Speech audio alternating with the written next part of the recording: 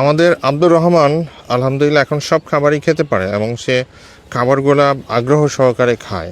খাবার জোর করে দেয়নি। প্রথমে আমরা পারিবারিক খাবারগুলা ধীরে ধীরে অভ্যাস করার চেষ্টা করেছি এবং একটা একটা করে তাকে দিয়েছি। খাবারটা প্রথমে তাকে চেনার একটা সুযোগ করে দিয়েছি।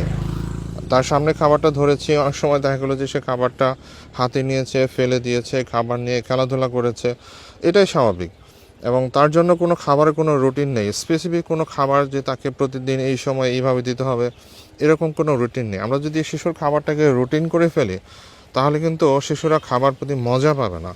খাবারটাকে এনজয় করে শিশুকে দিতে হবে। আমরা অনেক সময় দেখা যায় যে শিশুকে জোর করে খাবার দিই, মোবাইল দেখিয়ে খাবার দিই। এই কাজগুলো কখনো করা যাবে না।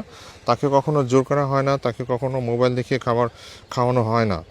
এবং আমি খেয়াল করেছি ও যখন খাবার খায় বা নতুন কোনো খাবার দেখে তখন ওই খাবারটা সে একটু পর্যবেক্ষণ করে, সে হাতে নেয়, একটু মুখে দেয়, আবার ফেলে দেয়। এইভাবে শিশুকে খাবার চেনাতে হবে, পারিবারিক খাবারগুলো।